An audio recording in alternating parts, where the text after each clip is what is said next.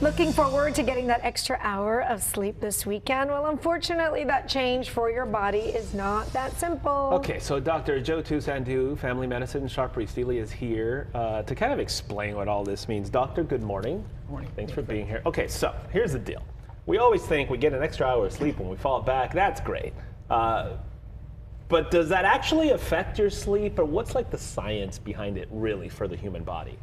So first off, it's very common, and we see this a lot in our clinic every day. People suffer from sleep disorders, and it's very, very pervasive.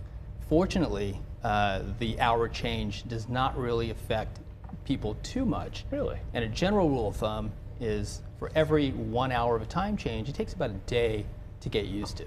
So that's not that bad. For most people. For most people, you Yeah, know. but what about all that stuff we talk about on the news, the chance of heart attacks, a chance of car accidents, and then you feel groggy the next day? So that's also a big issue when it comes to people who suffer from chronic sleep disorders.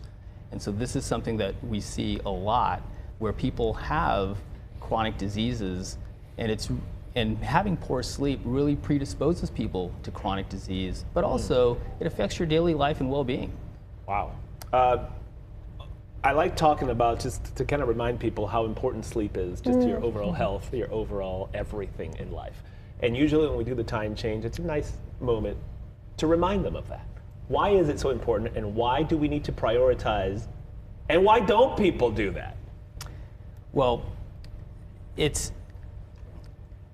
I think people are really busy with their daily lives. Yeah. And we tend to forget how important sleep is. I like to think of sleep as a very important ingredient to a healthy life. And when we see people building up a sleep deficit, it really affects people's daily lives. And once they start to have proper sleep, we see better outcomes in their daily lives. I'm trying to have this conversation logically with my 4 children without the importance of mommy sleeping as well as them sleeping. But there's different phases of sleep that I try to explain to them. You have like the beginning, and then you go really, really into that deep sleep. What happens when you don't hit that middle part where you really get into that deep sleep? Right, so there's 2 main phases of sleep. There's the non-REM or rapid eye movement phase, and then REM sleep. And both are very important in people's general well-being. So the non-REM sleep really focuses on your physical well-being. Okay. And your immune system, body healing. Whereas the REM sleep is more for the brain. It's more for memory, emotional well-being. This is where you dream. So both are equally important for your physical and mental well-state. We talk a lot about shift work here, and we come in early in different times.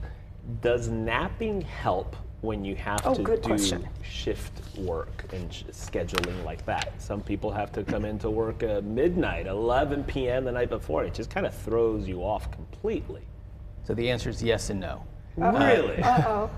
If you nap for too long, it affects your circadian rhythm. What's too long? Hours.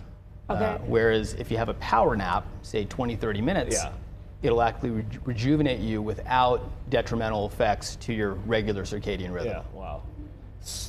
So you're saying if you take a nap, don't go to your bed and get comfortable under the sheets, because then you'll end up sleeping for 3 hours, and that's not good for you. Most likely that may happen, and that may affect your overall well-being as well. Explain the concept of a power nap. We all say, oh, it's a power nap. Sometimes you can just kind of close your eyes for 10 minutes and you feel completely refreshed. How does that work?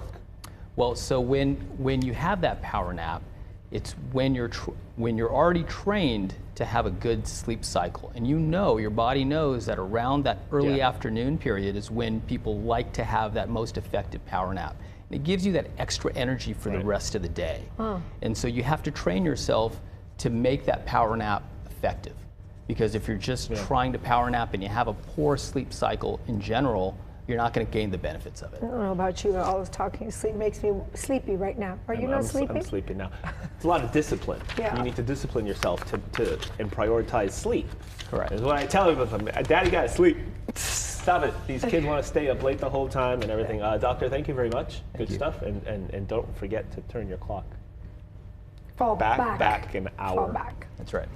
Thanks again.